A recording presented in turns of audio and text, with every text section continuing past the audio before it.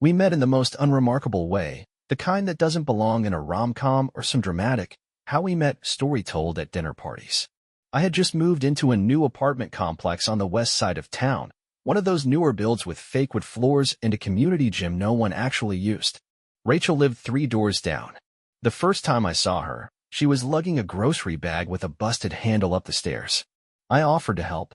She refused at first, then handed it over when a can of black beans rolled out and nearly took my shin off. We laughed, introduced ourselves, and that was it. Not fireworks. Just something clicked. What started as quick hellos in the hallway turned into late-night talks over pizza on our balcony. We were both in that awkward, in-between stage of life, old enough to have some scars, young enough to still believe in second chances. She worked as a freelance editor and read more books in a month than I did in a year. I was climbing the ladder at a corporate firm, too wrapped up in deadlines and performance reviews to even decorate my apartment properly. She had plants, and tea, and jazz records. My place looked like a staging area for a furniture catalog. Dating her felt like catching my breath. We never forced anything. Some people chase love like it's a finish line, but with Rachel, it was like we just kept walking toward each other without even realizing it. She had this calming presence, like nothing needed to be louder than it was. After about a year, I asked her to move in. A year after that, I asked her to marry me. No big gesture, just us, sitting on the floor of our living room with Chinese takeout and a simple ring I'd been hiding in my jacket pocket all day. She cried. I did too, but I blamed it on the spicy shrimp. Now, 6 years into our marriage, life is steady. Not perfect, not cinematic. Just steady. We live in a quiet neighborhood where everyone waves but no one gets too involved. Our mornings are a slow ritual, coffee first, then a bit of news or the crossword if we're feeling ambitious. She still works from home, and I leave around 7:30 every morning to catch the train downtown. I'm a senior operations manager now. It's not flashy, but it pays well, and I'm good at it. We spend our evenings on the couch, half watching whatever show we're working through. Sometimes she reads. Sometimes I scroll. Sometimes we just sit in silence, and it doesn't feel weird. That's something I've always appreciated about us. We're comfortable in the quiet. We cook together on weekends. We argue over how to load the dishwasher properly. We fall asleep with our backs touching, just enough to know the other is there. If you'd asked me a year ago how my life was going, I'd have said pretty great. Not thrilling, but solid. Like a well-made house with a strong foundation. And I guess that's what makes everything harder to understand later, but I'm getting ahead of myself. If you looked at our life from the outside, you'd probably think it was kind of boring. But to us, that was always the appeal. We weren't chasing thrills, we were chasing peace. Rachel and I both came from homes that were, let's say, not calm. So when we moved into our current place, a 2-story house on a tree-lined street with cracked sidewalks and neighbors who lent sugar, it felt like an arrival. We found the house together on a rainy Sunday, the same kind of weather as the day we first met. It wasn't the most modern place. It creaked when you walked upstairs. The windows whistled in winter, but it had soul. Rachel said that the moment we stepped inside, she stood in the middle of the empty living room, did a slow spin, and just said, yeah, this could be ours. That's how she made decisions on instinct. I've always been the planner, the overthinker. She's the one who makes me jump. We moved in during spring, when everything was in bloom. We painted the walls ourselves, fought over the shade of green for the kitchen but laughed about it an hour later. I built the bookshelf in the den and ended up with a crooked top shelf that she never let me forget. Our bedroom was simple. White sheets, soft lighting, a nightstand on each side. Mine was usually cluttered with receipts and charging cables. Hers was tidy, a mug of cold tea often forgotten there. Our life together settled into a rhythm. We took turns cooking dinner. She was better at it, but I had a few go-to meals that she actually preferred. My lemon chicken was her favorite, even though I never measured anything. Sunday mornings were sacred. We'd sleep in, then walk down to the bakery on 8th Street. She always ordered a cinnamon roll and peeled it apart slowly, bite by bite, like it was a ritual. I'd get a black coffee and something savory. We'd sit outside, even when it was chilly, watching dogs go by and guessing what kind of people owned them. Vacations weren't extravagant. Long weekends in quiet towns, mostly. She loved antique shops and bookstores, and I tagged along willingly, mostly because she always looked happiest wandering those aisles. We never had kids, not for lack of trying, but we stopped talking about it after a while. It wasn't sadness exactly, just a quiet agreement to focus on what we had instead of what we didn't. Work kept us busy. I'd be lying if I said we weren't tired most evenings. But even when we passed each other in the hallway with bleary eyes and leftover takeout in hand, there was always a little squeeze of the shoulder, a tired smile, some quiet reminder. I see you. It's funny how you come to depend on the ordinary, how the everyday moments become your comfort, your compass. We had inside jokes, a shared playlist for road trips, a certain look we gave each other across rooms that meant, let's leave. The longer we were together, the more we learned to communicate without speaking. And that's what I love the most. There was a softness to the way we moved around each other, a familiarity that made the world feel less harsh. I used to think that's what marriage was meant to be, not a fairy tale, not some constant high, but a quiet loyalty, a safe place to land. That's what I thought we had. Our routines weren't glamorous, but they were ours. Monday through Friday had its rhythm. I'd wake up first, always before the alarm. I liked that quiet moment before the world started moving, when everything felt suspended in stillness. I'd brew the coffee, pour her a cup, and leave it on the nightstand. She rarely drank it while it was hot, but I still made it every morning. She said the gesture meant more than the temperature. She worked from home, her laptop permanently stationed on the dining room table, surrounded by stacks of papers, sticky notes, and whatever book she was editing that week. Sometimes, I'd pass by during lunch and see her reading aloud to herself, pencil between her teeth, eyebrows furrowed in concentration.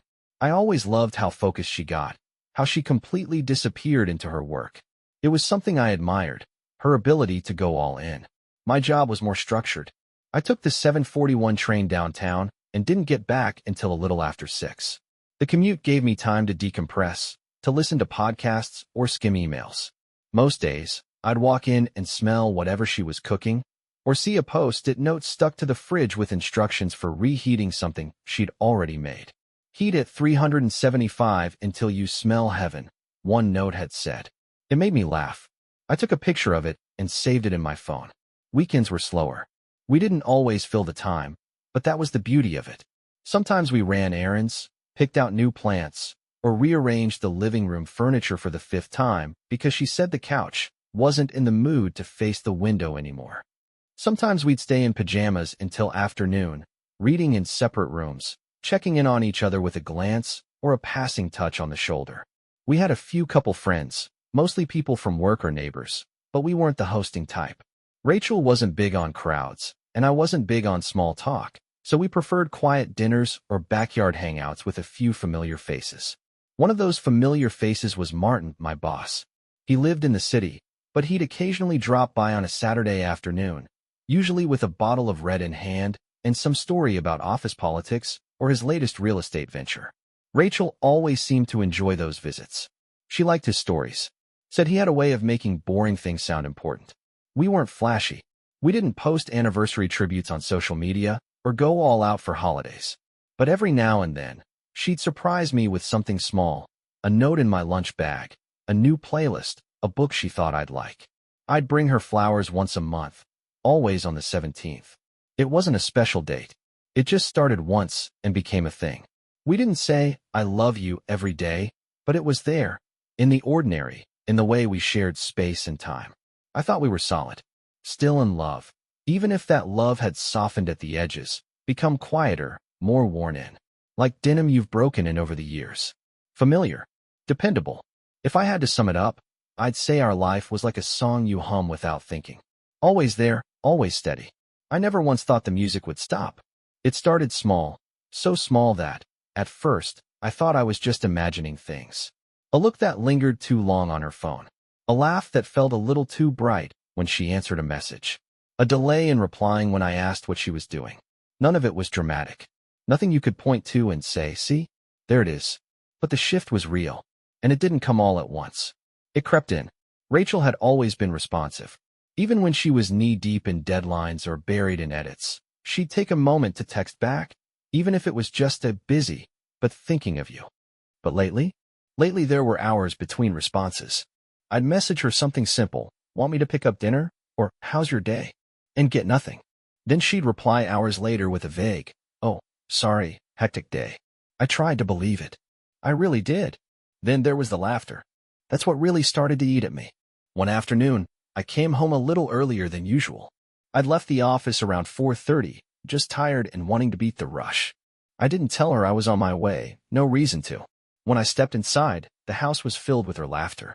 Not the kind she gave me, the quiet chuckle or the amused exhale, but something full-throated, almost giddy. I froze in the entryway for a second, listening.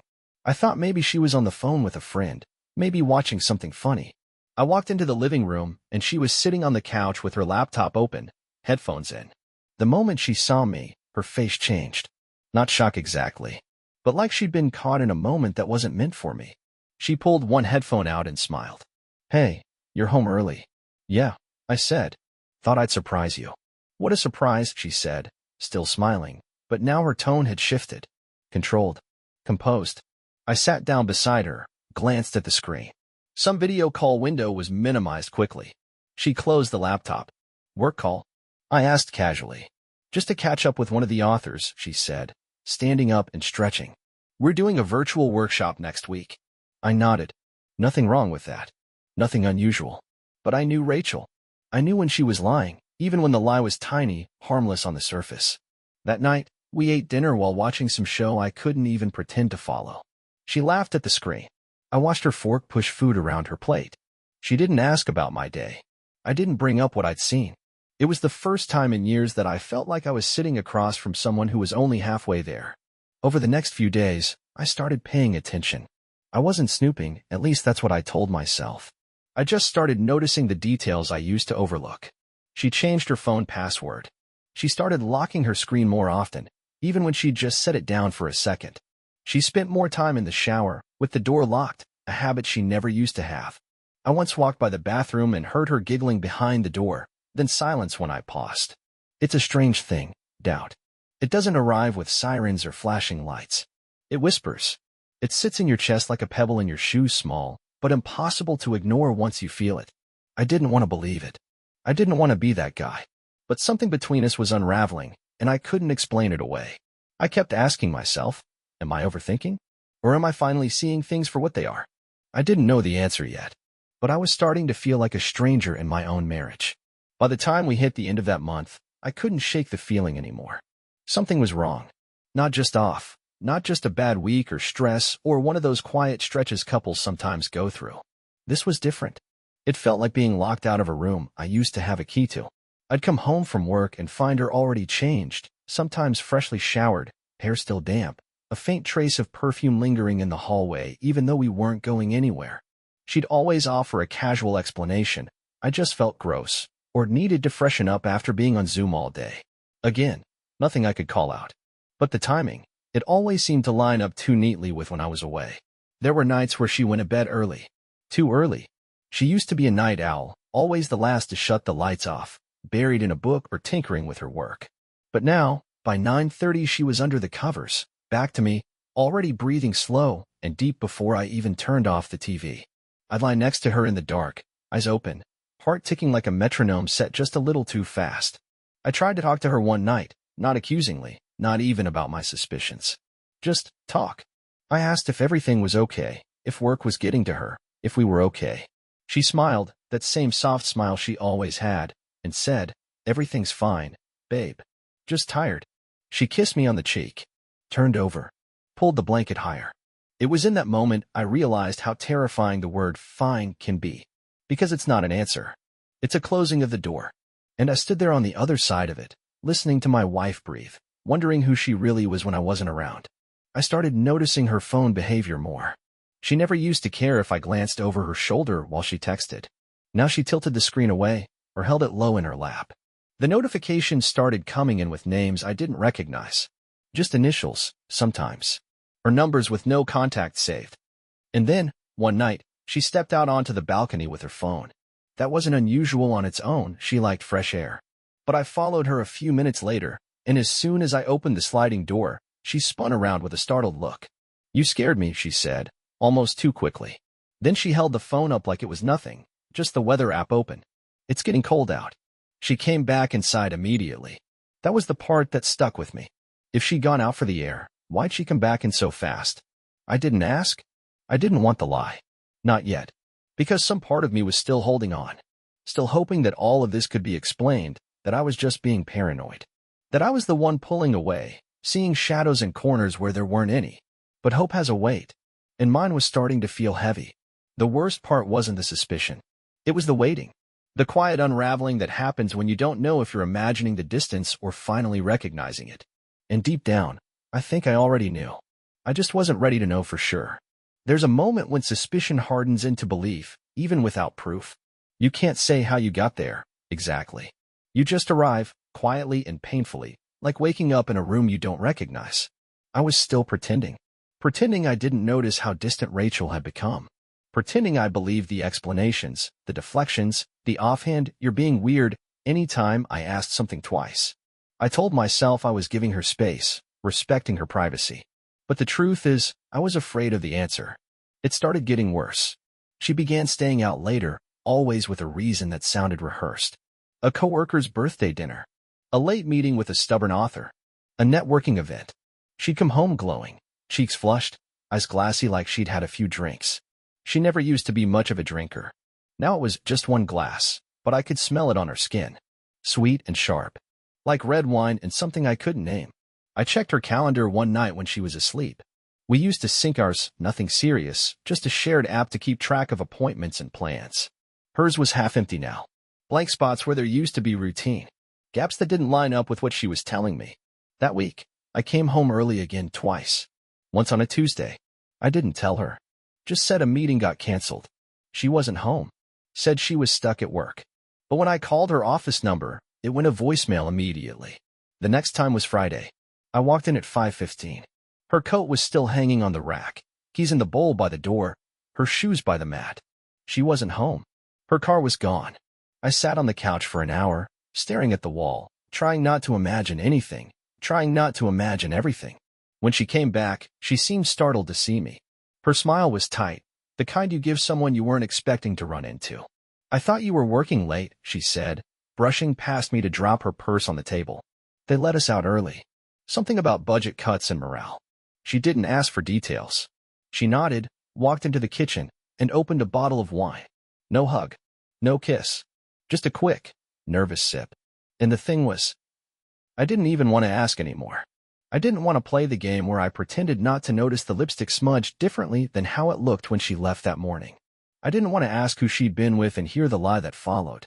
I just watched her drink in silence, both of us pretending this was still normal. That night, I barely slept. I lay awake listening to her breathe next to me, wondering who else had been close enough to hear that same sound. My mind started going places I didn't want it to go. I began retracing conversations, scanning her social media, thinking about every person we knew. Every man she'd smiled at too long, every compliment she'd laughed off a little too loudly. And one name kept popping up, Martin. My boss. I hated that it even crossed my mind, but something in the way she spoke about him had changed. He used to just be your boss. Lately, he was Martin. She'd mention him more often. He'd started calling my phone outside of work hours, nothing inappropriate, just little things. But I'd walk into the room, and she'd glance at the screen and say, "Oh, that's Martin," like she wanted me to know. Or maybe like she wanted me to not ask. I told myself I was being crazy, that I was connecting dots that weren't there. But that's the thing about your gut. It doesn't need evidence. It doesn't even wait for it. It just whispers. And mine was starting to scream. It was a Wednesday. I'll never forget that part. The sky was overcast, and the office felt heavier than usual. Martin had called in sick, no details, just a vague email to the team that morning. Nothing about it sat right with me. Around noon, I was supposed to sit in on a vendor call with our logistics team, but 15 minutes before it started, I just got up, told my assistant I wasn't feeling well, grabbed my coat, and left. I don't know why. I wasn't planning it. I wasn't even consciously suspicious at that exact moment. I just needed to breathe. The train ride home felt slower than usual. Every stop felt like a delay, like something was daring me to turn around. But I didn't. When I opened the front door, the house was too quiet. I didn't call out. I didn't announce I was home. I closed the door gently behind me and slipped off my shoes. The living room was empty, blinds half drawn. Her purse was on the coffee table, a half-full wine glass beside it, and 2 jackets on the armrest. Mine wasn't one of them. That's when the noise came. A low thump. A rhythm. Then her voice. I froze. Not from shock. From confirmation. I think a part of me already knew. This was just the part where the curtain got pulled back. I walked down the hall. The bedroom door was closed but not latched.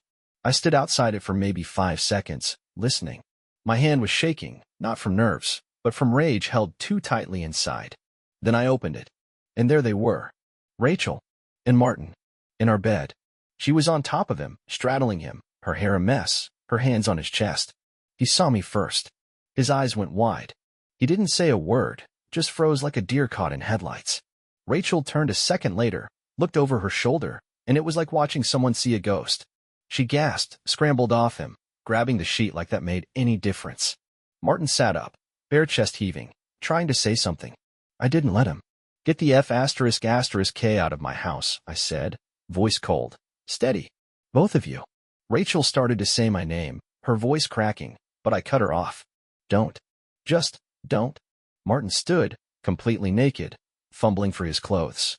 He looked ridiculous. This man who wore $1,000 suits and controlled meetings with a glance, now clutching his pants like a guilty teenager.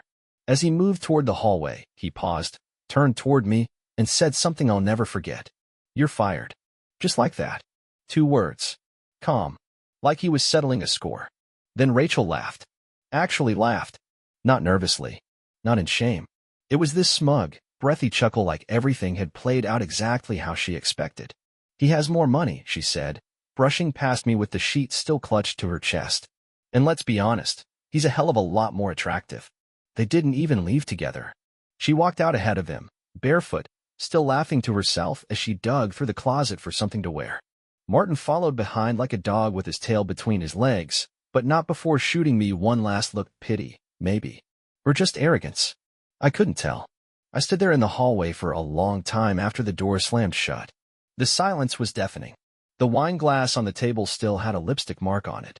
The bedsheet smelled like her perfume and something else I couldn't bear to name. I didn't cry. I didn't scream. I just sat down on the edge of the bed where they had just been and felt everything fall apart. I didn't leave the house that night. Couldn't. I didn't eat. Didn't drink. Just sat in the den, staring at the wall until the sun came up. The house felt like it didn't belong to me anymore. Every object had been touched by her. Every corner echoed with the sound of something I now hated, her laugh, her voice, her footsteps. I kept replaying it in my head. The way Martin looked at me. The way she looked at me. That smile. That condescending little laugh when she said he had more money. More looks. Like it was some kind of contest she'd won. For 11 years, I built a life with her. I gave everything I had: time, trust, loyalty. And she threw it all away for a man who signs my paychecks and probably doesn't even know how to make his own coffee. She picked him. Over me. In every way. And I didn't just lose my wife that day, I lost my job, too. I sat at the kitchen table the next morning and started putting together the pieces of what they'd taken from me. My marriage. My career. My dignity. And what hit hardest wasn't the betrayal. It was the smugness. The way they walked out of that house like they owned it. Like I was the problem. By midday, I'd made a list. Not a literal one, just a mental tally. Of everything I'd sacrificed. Of everything they took. Of everything I still had left to take back. I called my lawyer. Told him what had happened. He asked if I had any video, any proof. I didn't. I hadn't had the presence of mind to record anything. But it didn't matter. I wasn't looking for a lawsuit. I was looking for leverage. I spent the next 2 days off the grid. No texts. No calls. I told no one. I wasn't ready to wear the label yet. You know the one, the guy who got cheated on by his boss and wife at the same time. It sounds made up. Like some cruel punchline in a bar story. But that's me now. By day 3, I'd stopped feeling numb. That's when the anger came. Not the hot kind. The cold kind. The kind that sits deep in your chest and whispers, you don't get to let this go. I knew I couldn't fight this with fists. That would give them what they wanted: a mess. Something to point at. See? He's unstable. He couldn't handle it. No, I needed to be smart. Strategic. They thought they'd just walk off into the sunset. Her and Martin. Maybe she'd move into one of his penthouses. Maybe he'd give her a job, some meaningless title in his company to make her feel powerful. But I know Martin. He doesn't share power. He doesn't love. He conquers. And Rachel? She's just a new trophy. She'll realize that too late. That's not my problem anymore. I just want them to feel what I felt. To watch their comfort unravel. To have something they care about taken from them while they stand there helpless. That's what they deserve. And I've got time. And access. Martin doesn't know it yet, but I still have my company credentials. I haven't returned anything. Not my key card. Not my login. I was fired verbally, nothing official in writing yet. And the office? It's still full of documents, files, systems only I know how to navigate. Let's just say, it won't be a smooth transition. And Rachel? She's about to find out she didn't land the prize she thinks she did. Because Martin has a wife. A wife I've never met. Yet. I waited a week before going back to the office. It wasn't even about timing. It was about walking in when I was ready. Not as the disgraced husband who got blindsided by his wife and his boss, but as the man who was about to take back a sliver of dignity from both of them. Martin hadn't sent a termination letter. No HR notice. No final paycheck. Just those 2 words, "You're fired," tossed at me like an afterthought on his way out of my house. Zipper half up, my wife behind him giggling like a teenager. He thought that was the end of it. Thought he could bury me in silence and move on with his prize. So I showed up that Monday like I never left. No hesitation, no dramatics. Just a clean shave, a quiet stare, and my key card buzzing me through the front doors. The receptionist looked up, confused but too polite to question me. She smiled nervously and said, "Hey, everything okay?" I nodded, gave a vague, "Yeah, just clearing some things out," and headed straight to my office. It was still mine. Desk untouched. Computer on sleep mode. I sat down and logged in like it was any other day. And that's when I got to work. Martin's entire operation ran on fragile ego and even more fragile documentation. He never bothered learning the systems. That was always my role. I was the one who kept the files clean, the audits accurate, the clients happy. He was just the face in the suit. While he spent his time schmoozing executives and sleeping with employees' wives, I was the one who made the machine run. Over the course of that day, I didn't burn the place to the ground. I made it bleed out slowly.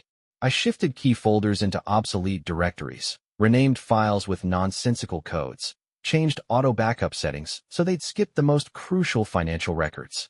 I rerouted the client communication templates through a dummy email server I'd created years ago for testing. It was surgical, quiet, reversible, but only if you knew exactly what I did. And he wouldn't. He'd have no idea where to begin. But that wasn't the end of it. I'd done some digging the night before, sipping whiskey at my kitchen table with her perfume still faint on the sheets in the next room. I found her, Martin's wife. Her name was Claire. She was beautiful in that understated, real-world way, not flashy like Rachel had become, but elegant, composed. Her social media was almost barren, but the public charity registry? Full of her work. Her name was attached to donation boards, fundraising galas, the kind of quiet philanthropy that makes you look twice at someone and think you're the real deal. She deserved to know. So I crafted the message carefully. I didn't lead with bitterness. I didn't call her names or make it a tabloid headline. I simply laid out the facts, dates, names, timeframes, hotel receipts that I managed to pull from Martin's company card records before I walked out of that office for the last time. I attached one photo. Just one. The one I took that day, when I opened my bedroom door and caught them in the act. It was blurry, unflattering, Rachel mid-turn, Martin half-naked and frozen like he'd seen the devil. I signed it anonymously. Not because I was afraid, but because I wanted her to have the space to react how she needed to, without it being about me. I hit send. Then I turned off the phone and walked away. It was strange, the quiet after. I didn't feel proud. I didn't feel clean. But I did feel in control for the first time in weeks. These 2 people had ripped through my life like it was nothing. Now, for once, they'd have to sit in the mess they made. Claire would confront him. Martin would scramble to fix the chaos at work. And Rachel. Rachel would be standing there, watching the man she chose unravel in real time, realizing maybe she'd bet on the wrong horse. She hadn't called me since that day. Not once. Not even a text. That told me everything I needed to know. She wasn't sorry. She wasn't confused. She was gone. And I was done being the one left in silence. The first call came from HR 3 days later. Apparently, Martin had finally bothered to check in. Word around the office was that systems were glitching and client emails were going unanswered. Reports were incomplete. Documents vanished. He couldn't figure out how half the architecture was falling apart under him. I could have told him it wasn't the system. It was him. He built the whole operation on people like me, people who cleaned up his messes, polished his ego, and stayed quiet when he crossed lines. The HR rep was polite, awkward, asking if I could return my company laptop and ID. I told them I would soon. I just needed a bit more time to retrieve some personal files. They understood. They always do when you keep your voice calm, measured, professional. The rep didn't mention the lack of formal termination paperwork, but I could hear the hesitation. They were covering for him. He hadn't even told them I was gone. By the end of the week, I heard from an old colleague that Martin had called an emergency meeting. He tried to reassign my responsibilities, but no one really knew what I'd done or how I'd done it. My name kept popping up. People were asking questions. Quiet ones, the kind that happen in break rooms and elevator rides. His reputation was starting to fray. That polished, self-made persona of his didn't look so bulletproof anymore. And then Claire responded. Her email came late at night, 2 lines long. I knew something was wrong. Thank you for confirming it. You were brave to tell me. That was it. No drama. No demands. Just quiet acknowledgement. I don't know what she did after that. I didn't follow up. I didn't need to. Martin's life wasn't going to explode in some cinematic fireball. It was going to rot from the inside out, one thread at a time. And Rachel? Well, I saw her again sooner than I expected. She showed up at the house unannounced the following Sunday. I heard the knock and didn't move at first. I already knew it was her. There's a particular kind of knock people use when they're hoping they won't be let in. Soft, hesitant, full of shame. When I opened the door, she looked tired. Still beautiful, but different. Less composed. Like the shine had worn off, and she was finally starting to feel the weight of what she'd done. Can we talk? She asked. I stepped aside but didn't say a word. She walked in like she didn't recognize the place anymore. Her eyes went to the hallway, the bedroom door, the couch where we used to sit on Sunday mornings and read in silence. She stood there, hands in her coat pockets, like a kid waiting for punishment. I made a mistake, she said eventually. I thought. Don't. I cut in. Don't rewrite it. You didn't think. You chose. She winced at that, but she didn't deny it. I'm not with him anymore, she said. I'm not surprised. She swallowed, her jaw tightening. It wasn't what I thought it would be. He's not who I thought he was. I let the silence stretch out between us. And what am I supposed to do with that? I finally asked. You want me to feel sorry for you? No, she said quickly. No. I guess I hoped you'd want to know. I nodded slowly. I already knew. I knew the minute you walked out of here laughing. She looked down, ashamed. I almost felt something then, some old muscle memory of love or pain or loss. But it was faint. Like a song I couldn't remember the words to anymore. You should go, I said. There's nothing for you here. She hesitated, then turned and walked out. This time, I didn't watch her leave. The door clicked shut behind her, and I stood there for a while, not feeling victorious. Not relieved. Just free. And in that quiet, I realized something. For the first time in weeks, I didn't feel like a man who'd been broken. I felt like a man who just started over. It's been 3 weeks since Rachel showed up at the house. She hasn't come back. No more messages. No calls. Just silence, the kind that no longer feels threatening, but familiar. I don't miss her. That surprised me. I thought I'd wake up months later aching for her, for the life we had, for the comfort of routine. But I don't. I miss who I thought she was. I miss the woman who hummed while folding laundry and left me notes in the fridge when I worked late. But that woman wasn't real anymore. Maybe she never was. I handed in my keycard and laptop the following Monday. No one said much. The HR manager barely met my eyes. Martin wasn't there. Word was, he'd taken personal leave. No details, just a quiet disappearing act. I heard whispers about the fallout. One client dropped their account. Another launched an internal audit on the contracts we'd negotiated. Martin's name was no longer whispered with respect. It was met with side glances and low voices. I won't pretend it fixed anything. What I did didn't heal me. It didn't erase the betrayal. But it gave me back my agency. That mattered. Claire never responded again, and I respected that. Her life, like mine, was probably scorched earth right now. But I know she saw the truth, and maybe that's enough. Sometimes, the kindest thing you can give someone is the truth, even when it shatters everything they thought they knew. I've started packing up the house. I can't stay here. Every room holds echoes I don't want to carry anymore. The kitchen smells like old arguments. The bedroom holds ghosts. Even the living room, with all its softness, feels haunted by what we used to be. I found an apartment in the city. Smaller. Simpler. Mine. I've also started therapy, a friend's recommendation. I didn't go to talk about Rachel. I went because I didn't want this version of me, the hollowed out one, the angry one, to be permanent. The first session was mostly silence, just me sitting in a chair, staring at the floor. But the second time, I talked about how stupid I felt, how blindsided, how I hate that I didn't see it coming. And the therapist said something that stayed with me. She said, love doesn't make you blind. It makes you trust. That's not weakness. That's the risk we all take. I haven't stopped thinking about that. Because I wasn't weak. I wasn't a fool. I loved fully, and I was betrayed completely. That's not on me. The days feel different now. Quieter. There's grief, but it's clean now, not tangled in confusion. I take walks after dinner. I read more. I've picked up cooking again, not because anyone's waiting for a plate, but because I miss the ritual of it. I play music too loud on the weekends. I sleep in the middle of the bed. One day, I'll fall in love again. I know that now. Not today. Not tomorrow. But eventually. And it won't be with someone who lies behind a smile. It'll be with someone who stays when things get hard.